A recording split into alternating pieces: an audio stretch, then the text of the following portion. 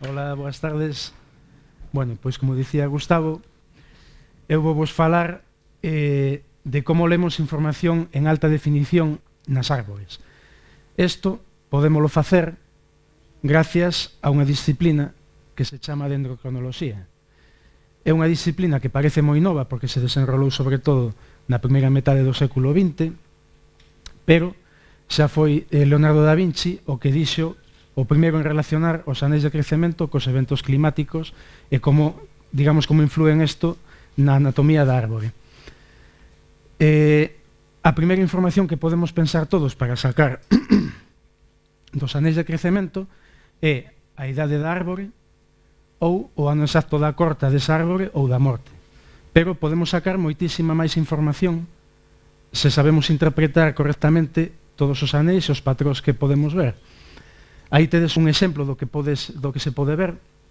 Por exemplo, en amarelo podemos ver esta forma dos anéis é característico de cando un árbore crece inclinada por acción dun problema, unha pedra ou unha pendente.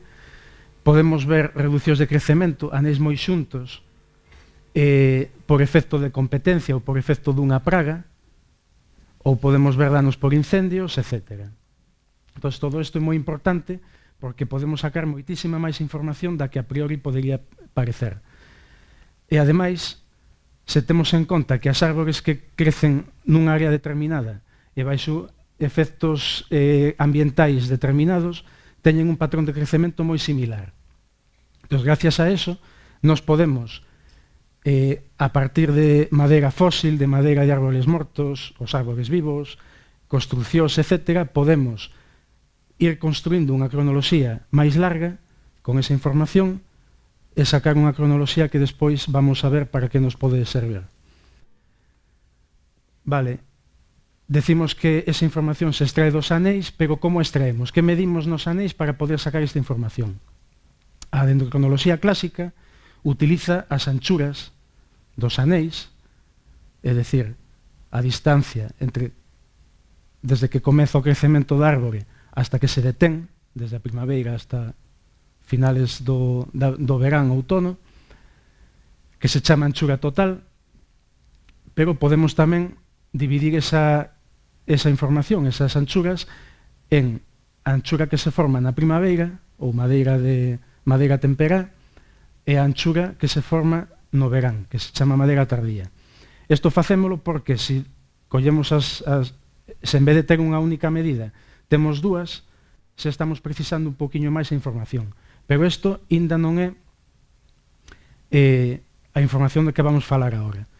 Estas anchuras sácanse cun medidor de anéis, que é unha plataforma moi sinxela, e con isto conseguimos facer estas curvas de crecemento, estas gráficas das anchuras co que vamos traballar posteriormente. Pero tamén podemos medir os vasos conductores.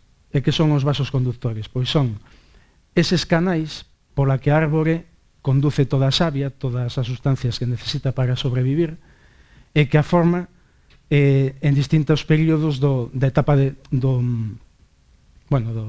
período de crecemento da árbore.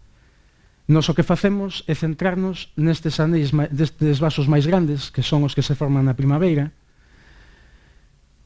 porque son os máis interesantes, son os que máis información recollen.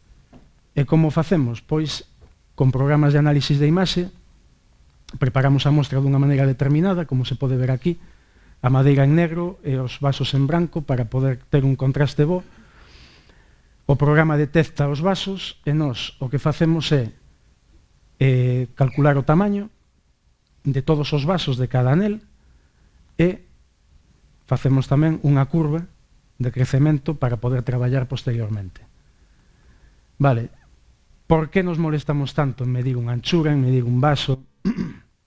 Porque os vasos é complicado medilos, hai que ter a medida moi ben, a mostra moi ben preparada.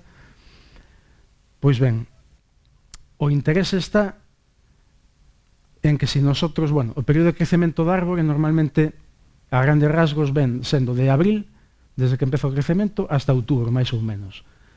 Cando nos medimos a anchura, o que facemos é que nunha única medida estamos recollendo toda a información que a árbore de todos os eventos polos que pasou a árbore nese ano de crecemento.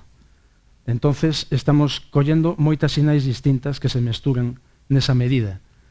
Se nosotros o que facemos é coller solamente a madeira temperá, estamos xa precisando un poquinho máis porque solamente estamos tendo en conta todos os eventos que influíron no crecemento da árbore na primavera. E o mesmo se collemos a medida da madeira tardía por separado. Así temos, como dicía antes, a información un poquinho máis precisa, pero se estudiamos os vasos, nos o que facemos é separalos polas diferentes ringleiras. A árbore, cando empeza a crecer, estes primeiros vasos en amarelo son os primeiros que forma. Cando empeza o crecemento, forman eses primeiros árbores para conducir toda a savia. E, sucesivamente, vai formando as seguintes ringleiras.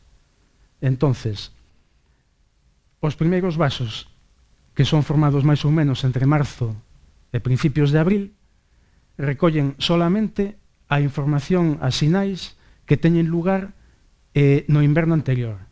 E diredes, como pode recoller o inverno anterior se estase formando na primavera? Porque estes vasos se forman cando o árbore todavía está desnudo, ainda non ten follas e ainda non fai a fotosíntesis.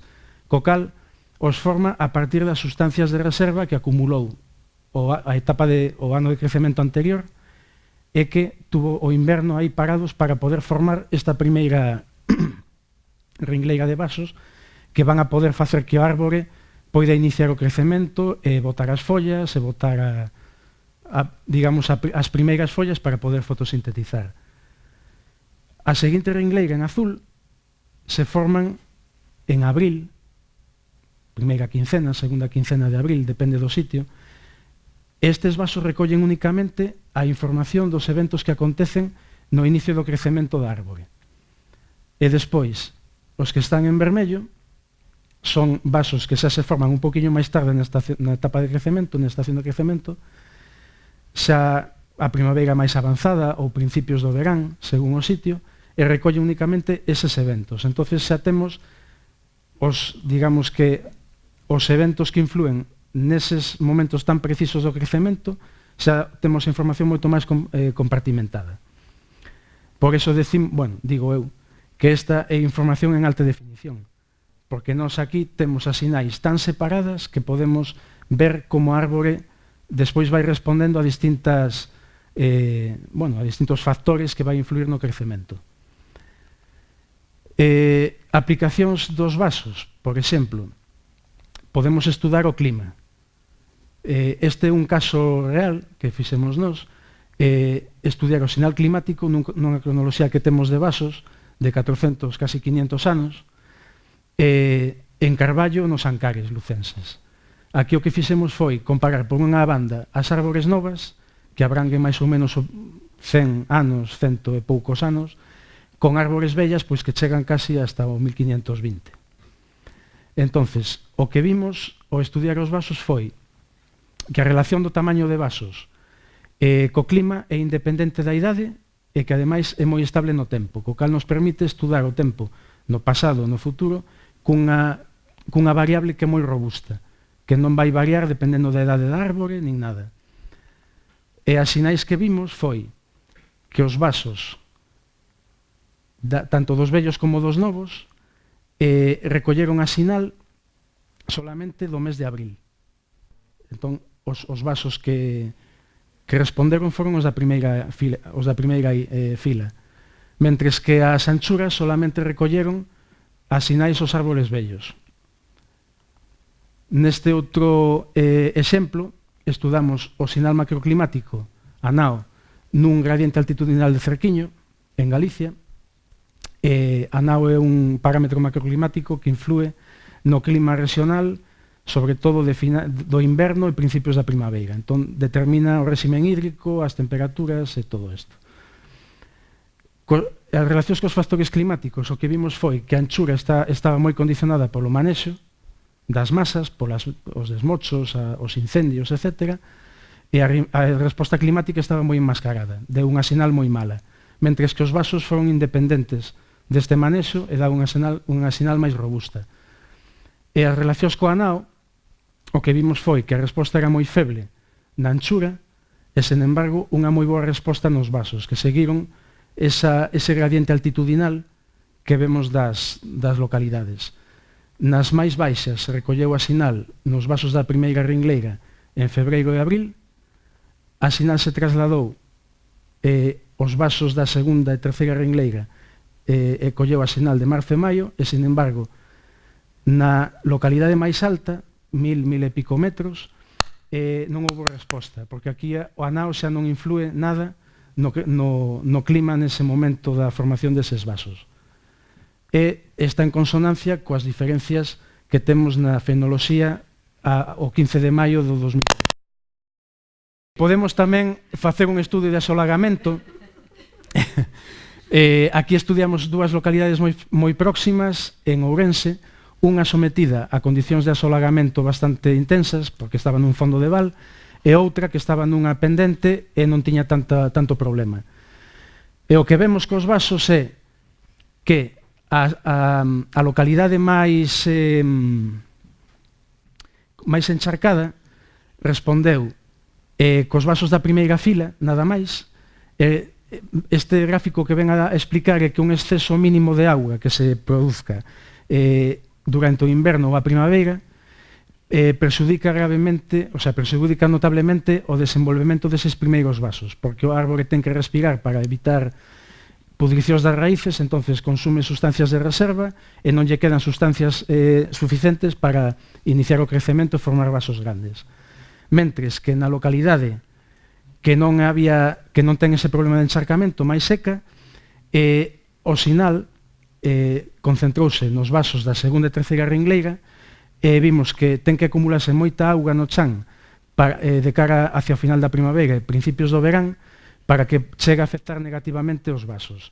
E o que vemos coa anchura, que neste caso aportou unha información complementaria aos vasos, foi, porque Ourense ten unha seca no verán bastante intensa, e nesta zona máis, o que vemos foi que, inda que non teñen graves problemas de auga nesa zona, no verán sí que a cantidade de auga influía positivamente na localidade máis seca, mentres que a máis asolagada, como non ten tanto déficit hídrico, facilita o crecemento, pero tampouco lle supón ao árbore unha diferencia notable. Entón, eso tradúcese, bueno, pois que o árbore está máis limitada pola agua na estación máis seca. E como último exemplo das aplicacións dos vasos, que podemos utilizalo para evaluar as procedencias das madeiras, con un interese claro para a historia ou para a arqueoloxía.